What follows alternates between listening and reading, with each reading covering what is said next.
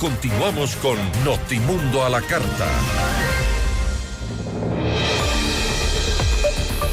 Varios asesinatos y hechos violentos se han registrado en Guayaquil, principalmente uno de los sectores más peligrosos, Nueva Prosperina. Las acciones del gobierno de momento no han dado resultados, al menos no los resultados esperados.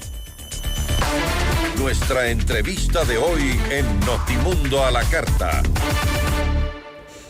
El contacto a esta hora es con Renato Rivera, director del Observatorio Ecuatoriano del Crimen Organizado, para hablar sobre el repunte de la violencia criminal durante estos últimos días. Renato, gracias por estar con nosotros. Fausto Yepes le saluda, bienvenido. Muy buenas tardes, muchas gracias por la invitación. Gracias nuevamente. Una de las medidas que se han adoptado en estos últimos días a propósito de este recrudecimiento de la violencia en sectores cercanos a Guayaquil, por ejemplo, también Nueva Prosperina. La policía, hay policías viviendo en Nueva Prosperina, ¿son la solución?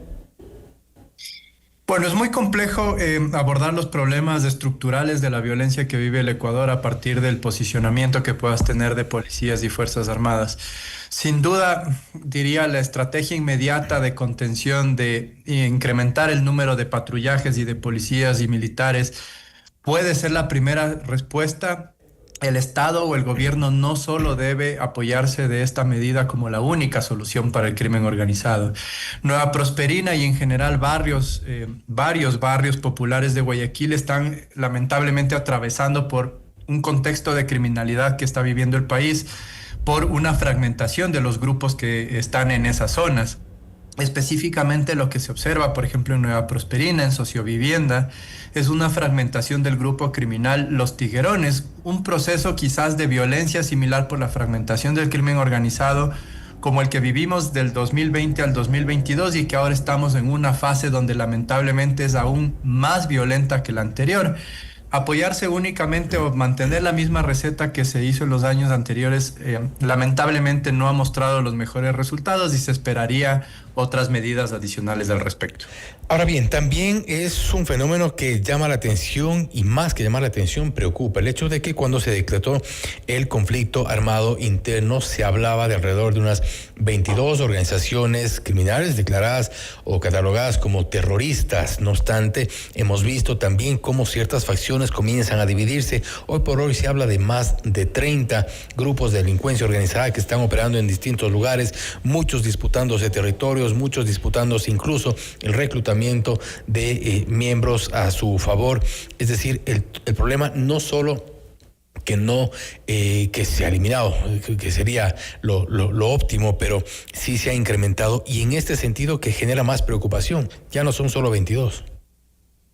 Así es. De hecho, un informe que sacó recién ACLED, que es una organización sin fines de lucro, un centro de pensamiento especializado en entender la violencia criminal y la violencia política, con especial énfasis en América Latina, hizo precisamente esta aseveración o este hallazgo sobre lo que ha sucedido en el Ecuador y que no es un contexto aislado con lo que sucede en América Latina. Los grupos criminales en la región están pasando por un proceso de fragmentación y en algunos casos, por ejemplo, como en México o en Ecuador, estamos viendo un repunte de la violencia, quizás expresado de manera distinta. En el caso de México, por ejemplo, la cifra de desapariciones incrementado sosteniblemente, algo que en el Ecuador también ya se empieza a dar desde el año anterior.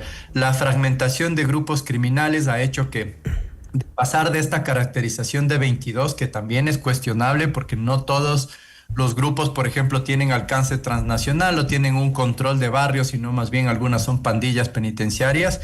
En todo caso, en el Ecuador hay un incremento del 68% de grupos criminales en comparación a hace 3 años.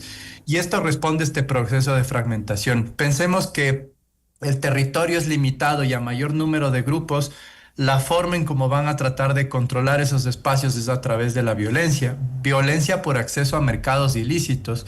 No solo el microtráfico cobra mucha relevancia, sino también este acceso a mercados ilícitos transnacionales, como el tráfico ilícito de drogas a gran escala, fenómenos como la extorsión y el secuestro extorsivo, por ejemplo, en contextos urbanos, va cobrando mucha más fuerza porque es la forma como estos grupos buscan posicionarse en estos territorios. Entonces ahí la respuesta nuevamente, partir únicamente de mayor número de patrullajes sin duda es necesario, pero no es la única medida. Hay que mejorar los procesos de investigación criminal, hay que buscar el mecanismo para atacar las finanzas criminales, hay que mejorar los procesos de confianza con la ciudadanía. La confianza de la policía se ha disminuido drásticamente en el Ecuador en los últimos años y la política pública se esperaría que se oriente hacia esos resultados.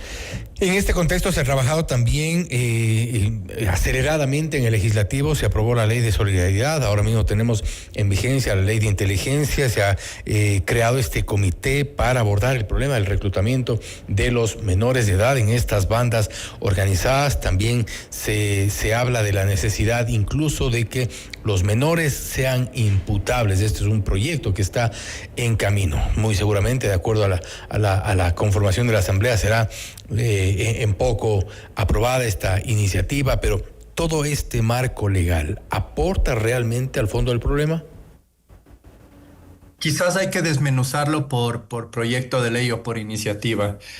Sobre la necesidad de que sean sentenciados los menores de edad como adultos, responde muchas veces una estrategia de populismo penal. Y parte de la evidencia que nosotros hemos recolectado en el observatorio es que esos incrementos de pena que se miran en las modificaciones del Código Orgánico Integral Penal no necesariamente se aplican en la práctica. En los casos, por ejemplo, de tráfico de drogas, los jueces no aplican con las penas más altas, sino siempre tratan de ir por las penas más bajas. Entonces, al menos lo que se evidencia en lo que nosotros hemos podido observar es que esta estrategia de populismo penal no genera los resultados esperados. Penas irrisorias, ausencia de comiso, por ejemplo, de quitar esos bienes, ¿no es cierto?, del crimen organizado, que son fundamentales, y que terminas teniendo una, si deseamos, como un término de justicia de puertas giratorias, donde la estrategia de populismo penal probablemente no sea la herramienta más adecuada si queremos disminuir los niveles de criminalidad. No, faltaban los otros dos argumentos. Probablemente sobre la ley de inteligencia es un proyecto que se viene discutiendo hace casi 10 años en el Ecuador. En términos generales es positivo tener una herramienta que regule y genere mecanismos de gobernanza de la inteligencia. Quizás el mayor riesgo es en un contexto de división y de polarización política donde la ley de inteligencia pueda dar mayores facultades de espionaje político. Esto es un riesgo que se da en varios países nuevamente de América Latina, y lo importante va a ser estos controles democráticos o controles cruzados que se puedan hacer con la ley, es decir, qué facultades tienes de otras instituciones más allá de la Contraloría como herramienta de control de posibles gastos reservados que puedan ser utilizados para objetivos políticos, en fin. De lo que vemos en cuanto a las actuaciones del gobierno, en cuanto a las acciones que está llevando adelante el Ministerio del Interior, el Ministerio de Defensa, por ejemplo, hemos visto también que hay esta intención de abordar desde la parte de las fuerzas del orden. Por otro lado, la parte normativa. ¿No se está descuidando quizá la parte social? ¿No es un tema importante que deberá ser incluso atado a estas acciones? Absolutamente. Quizás un aspecto positivo es que este comité para evitar el reclutamiento forzado de niños, niñas y adolescentes pueda ser positivo porque trata de darle un abordaje social. Pero para que ese abordaje social o la prevención situacional y social del delito genere resultados, no puede hacerlo una institución por sí sola, no puede hacerlo sin financiamiento y no puede hacerlo sin coordinación interinstitucional. Y esa actualmente es la mayor falla del Ecuador. No solo en materia de seguridad no tienes un liderazgo claro sobre cómo encaminar las políticas, sino que tienes un problema de falta de coordinación interinstitucional que ya viene jalando el Estado desde hace 5 o 6 años. Y estos son problemas que se deben resolver en el corto plazo. Y es fundamental, por ejemplo, el trabajo con los gobiernos autónomos descentralizados. Si es que uno quiere mejorar las condiciones de vida, de disminuir la desigualdad que podría tener un impacto, por ejemplo, en evitar el reclutamiento forzado, en esta medida es fundamental el rol de los gobiernos autónomos descentralizados. Siento que no se busca avanzar en esa medida.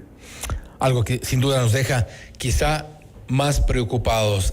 Renato, nuevamente gracias por su tiempo, gracias por haber estado con nosotros.